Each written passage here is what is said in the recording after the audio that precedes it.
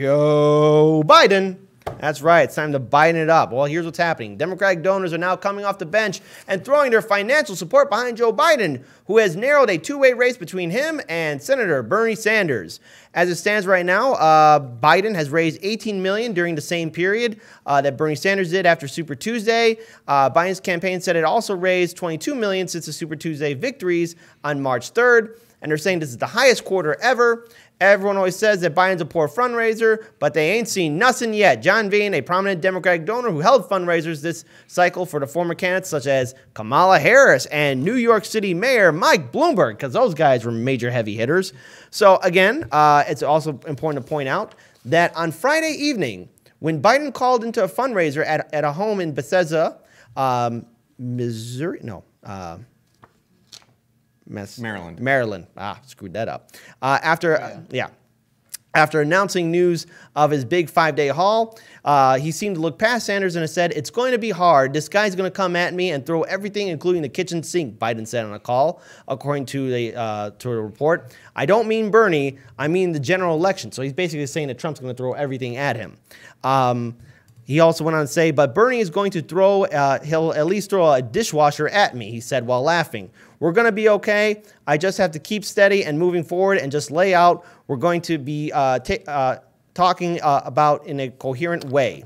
It's not a wrong statement, especially the end. Yeah, coherent way. Okay, this is the same Joe Biden who earlier today, there's a video clip of him basically telling a union worker that he's going to slap him in the mouth because that union worker was asking him about his position on taking guns away. Michigan, as Paul has pointed out, like there's a lot of people who believe in the Second Amendment over there. It's a hunting state. And Biden got in the verbal argument with just an average person saying that he'd slap him in the mouth. That's assault. I mean, for a regular person, if I did that to Biden, that would be assault. And not to mention, too... You said you would do that to Biden? If I said I would slap him in the mouth? But it's also important to know that if that was Bernie Sanders, Daniel, if that was Bernie Sanders, the whole entire media would be down on Bernie Sanders, telling him to drop out immediately. So here's the thing that we need to take away from this article, and that is, for a long time, the establishment was wondering which candidate would they pick. Well, obviously, they were hoping on Beto O'Rourke, then they were hoping on Pete Buttigieg, then Kamala Harris, then Cory Booker, then Mike Bloomberg, and none of them were able to stick, but save for Biden. And Biden has been their last choice. And there's right now a lot of concern about Biden's viability as a candidate. And the rest of the international media has been doing the same reports that we're doing. And you want to know what everyone's saying? That there's something wrong with Biden. Now, if he has early onset Alzheimer's, okay, this is a serious question to bring up because Trump will decimate him. And already there's video clips of Trump basically stating, "I am looking forward to taking on Biden." Trump is ready for a fight against Biden because it's going to be an easy win for him. And the whole world is seeing this. And the very fact that the only reason why Biden has been viable since day one is because of name recognition and super PACs and people being familiar with something that they know. What? Nothing's going to change under Biden. He has made that his main talking point. Everything's going to go back to normal. But what is normal? That's how we got Trump in the first place. So, Paul. To be fair, none of us are doctors. None of us are diagnosing Joe Biden based on clips that we've seen in the news. I'm a doctor. Wait, no, I'm not. Never mind. Go ahead. The point is, he has made so many obvious gaffes that if you compare the way that he was able to speak just a few years ago, he appears to be in some sort of cognitive decline. It's to the point where press agencies from as far away as Australia are pointing it out. Now, a couple of things that I want to note on this. People are trying to make it, Democratic insiders are now trying to make this issue as though it's like, you know, conspiracy theory about speculating around Hillary Clinton's health during the 2016 primary or the 2016 general. And yet it's easy to call people out on this because you have people like Andrea Mitchell doing the exact same thing in the very early debates, calling out the fact that, hey, it doesn't look like Biden really has his stuff anymore. It doesn't look like he can go all the way. And it's like, are you going to tell us now? You were doing the same thing in the early debates when you didn't think there was any chance that it was going to be Joe Biden, when you were sure it was going to be Kamala Harris. Or Pete Buttigieg. But now we're the conspiracy theorists because we're pointing out very accurately that the dude can't seem to put together a coherent sentence. Yeah. It's insane. Now, Kyle Kulinski made a really great point that I thought was excellent. And it speaks to some of the deep frustration that those of us who really support Senator Bernie Sanders is that Biden's path to victory right now is don't let anyone see him. Hide. That's what they're doing. He's hiding behind invite-only, paid-for fundraisers in Michigan. And he's only speaking for 7 minutes. People. The way Kyle put it is, it's like Joe Biden. They're like, here you go, run this 50-yard dash. Bernie Sanders, get ready for your marathon.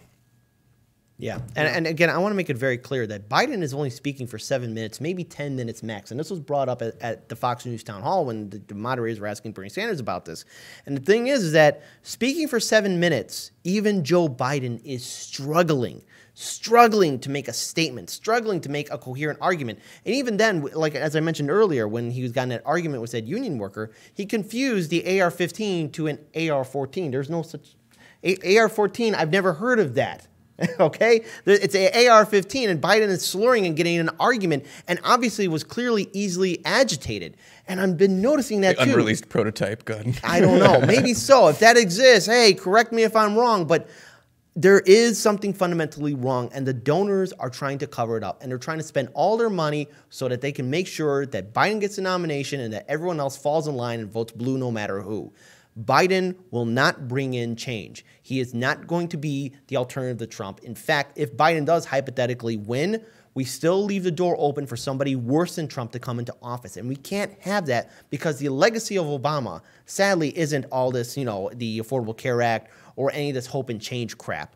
No, Obama's legacy is, what Vice President Biden's legacy is the beginning of Trump and his administration. Because they put a pretty face on everything ugly that Trump is doing right now. Trump has just finally revealed how horrible, horrible U.S. policies are. And Biden's going to return things back to normal so everyone's falling asleep and so that Daniel, Paul, we can all have brunch and not worry about a single thing.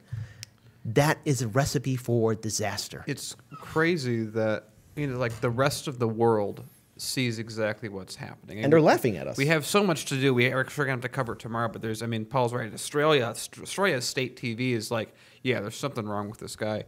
Joe Biden's collapsing. It's really weird that Sanders might win by a default in that nature, where Biden has something. We're living in really, really weird times. Maybe normal times, just depends on how you look at it. We're looking at the decline of an empire, so I guess everything. We're having exit polls that are outside 18% when they should be within 16% when they should be within 2%. We're seeing establishment people falling in line all over the place. We're seeing a news media act like an election is over when less than half the votes have been counted. We're seeing states in last Super Tuesday that have just stopped counting. California's like, you know what? Who needs to count the votes? Still, that's 106 difficult. Delegates and not so then counted we for. They haven't allocated their delegates. Colorado hasn't allocated delegates. Utah hasn't allocated delegates. And now they're like, oh, there's this beer-demic. We can't do a forum or debate. Oh, no. They're adjusting a lot of those. Here's the big thing I've been saying about this entire time. It's really up to the Sanders team to fight back. And the way I look at this is, again, from a medieval perspective, I don't think a peasant mob rising up, which would just be regular people trying to count the votes or whatever, is going to be sufficient without in the terminology of the time, a lord and his knights assisting and organizing that, and someone that knows how to read. That's kind of the example I'm working with. But Sanders isn't doing that. It doesn't seem so, at least. He's not challenging the votes. He's not, which are completely outside the margin of error. Someone said this to me a while back, and I thought this very much fits Sanders' character. Sanders is a healer. Sanders is all about healing and trying to bring people together. Sanders isn't a fighter. Tulsi Gabbard's a fighter. We need a Tulsi Gabbard Sanders right about now. Yeah. We don't need hey, my good friend Joe Biden. And then on the Fox News debate, he brought it up. I don't even want to talk about that. That seems a little untoward to bring up Joe Biden's crumbling mind. Yeah. So, he wants to high road it. I don't blame him. But here's the thing. It's what I've said before. I said this a while. I said you have two choices, Bernie. You can either have the high road and stay on it and let thousands of people die because of you not passing Medicare for all, or again, what's more important? High roading this or the planet being destroyed because we didn't do green tech in time? If your choice is high road, I have to lose a lot of respect for you. Yes, I'm a strategist. I care about strategy. I care about timing and these type of things. And if he just lets the race go, leave him because he doesn't want to be mean to Joe Biden, I mean, I lose half the respect I have for him because it's great the things that he's pushing. It's great. Everything, all the policies he's been talking about, he's brought the people towards it. But if he's not willing to actually make it happen, it's as if they don't exist. Another thing, too, to bring up is that in order to beat Trump, you need to have an aggressive plan. But in the primary, you also have to take on the establishment. And Bernie Sanders taking on not only Trump, but the DNC establishment and corporate media.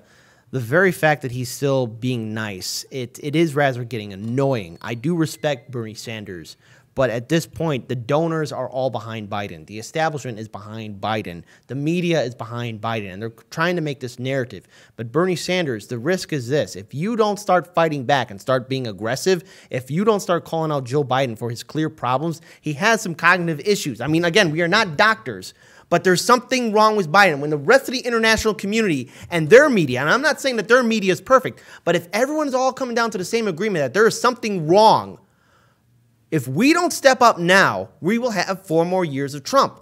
And inaction is the worst thing we could do. And as a final note for election integrity, please check out our interview that I did with Dr. Laura Chamberlain, where we actually see just really how messed up our system is and how bad it will be in Illinois, because I'm bracing for that epic disaster. And if Bernie Sanders somehow wins in Illinois, I will be surprised. We lack election integrity in this country because it's been bought by the top 1% who is now rallying around Biden, and we got to end it.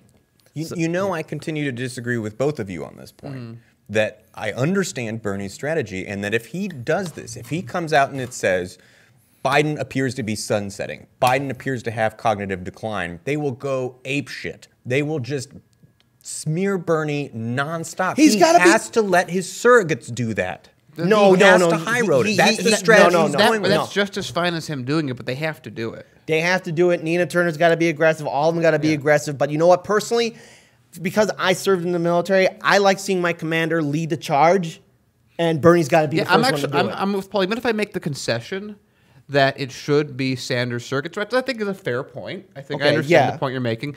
It doesn't change the fact that he's not. Yeah, he's got to lead the charge. I'm sorry.